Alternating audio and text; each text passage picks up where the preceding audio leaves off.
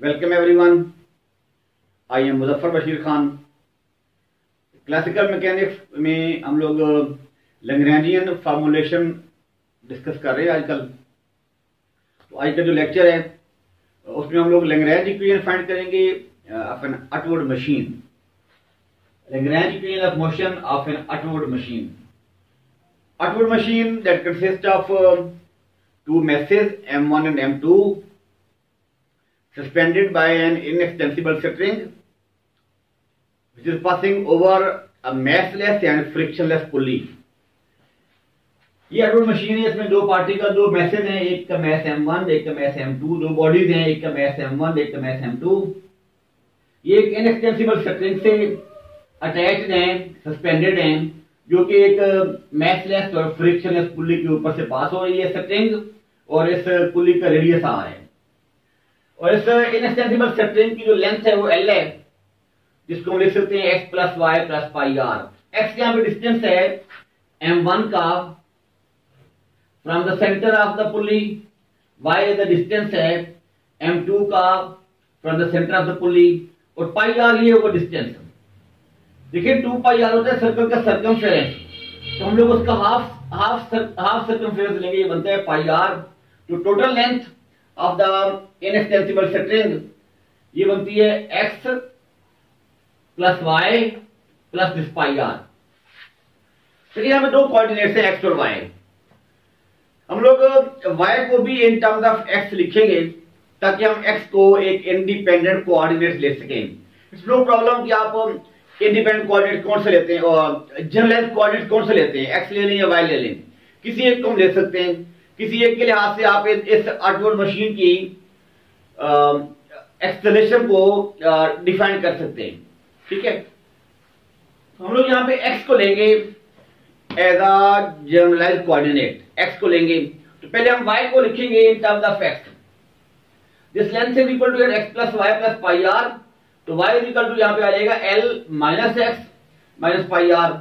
अगर आप इसको करते हैं differentiate with respect to time, तो y dot is equal to आ जाएगा x डॉट।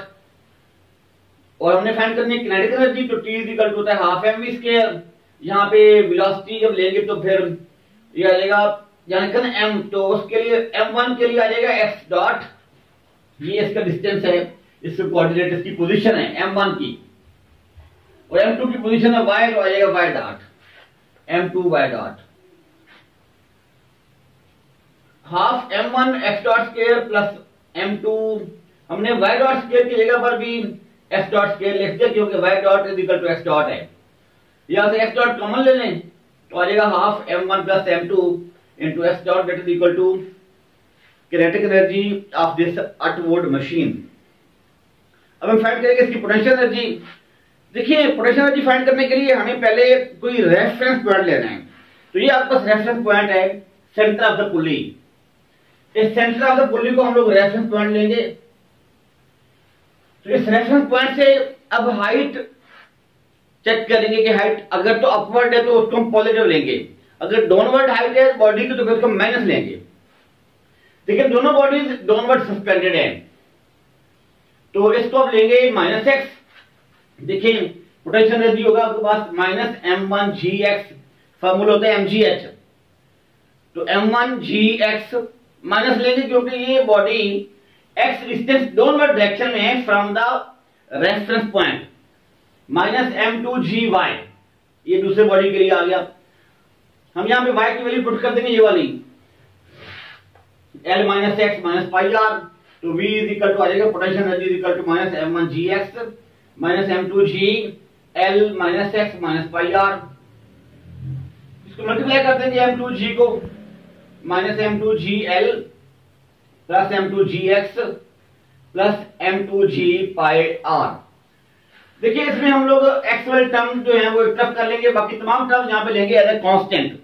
उन कांस्टेंट को हम k कह देंगे। ठीक है, यहाँ दो टर्म्स है, एक माइनस m1 g और एक प्लस m2 g। यहां से आप माइनस gx कॉमन ले लेंगे, बाकी बचेगा हमारे पास m1 माइनस m2। ये टर्म हमारे पास और ये टर्म, ये दोनों कांस्टेंट हैं। यहाँ पे x और y रिवॉल्व नहीं है, तो इनको मैं कांस्टेंट लिखेंगे, उनको हमने k लिख दिया है। ठीक है, प्लस के लिखेंगे माइनस के, कोई फर्क नहीं पड़ता, जब आप डेरिवेटिव लेंगे तो कांस्टेंट का डेरिवेटिव 0 होता है। तो ये आ गया पोटेंशियल एनर्जी। अब लिखेंगे लैग्रेंज इक्वेशन, क्योंकि हमने x को ले रखा है एज अ जनरलाइज्ड कोऑर्डिनेट, तो हम लोग फिर जब लिखेंगे लैग्रेंज इक्वेशन वो भी x के लिहाज से लिखेंगे। तो d by d t partial l by partial x dot minus partial l by partial x is equal to 0। Partial l by partial x dot, देखिए जी एल फाइंड करने के लिए हम लोग लिखते होते हैं t minus v. L is equal to होता है हमारे पास टी माइनस वी, तो एल लिख लेंगे आप लोग, यहाँ पर टी की वैल्यू है half m1 plus m2 into x dot square, आगे माइनस v, तो ये प्लस हो जाएगा यहां पर हमारे पास, ये माइनस हो जाएगा प्लस हो जाएगा, plus g x m1 minus m2 plus के या माइनस के, एक ही बात है, कोई फर्क नहीं पड़ता इससे। यहां पर लैग्रांजियन की वैल्यू आ गई L is equal to t minus v. अब जब इसे लैग्रांजियन का लेंगे derivative respect to x dot, तो ये आएगा partial l by partial x dot, जब लेंगे तो ये आ जाएगा m1 plus m2 into x dot minus. अब देखिए जब आप इस पूरे लैग्रांजियन को यहां पुट करेंगे ना, तो ये माइनस और ये अगर प्लस है तो माइनस आएगा आपका टर्म, और जब इसका डेरिवेटिव लेंगे विद रिस्पेक्ट टू एक्स तो ये टर्म एज ए कांस्टेंट होगी, और ये टर्म आपके पास आ जाएगी, जब डेरिवेटिव लेंगे तो आ जाएगा जी m1 माइनस m2, अगर ये कांस्टेंट है तो कांस्टेंट का डेरिवेटिव 0 होगा, इट इज इक्वल टू 0।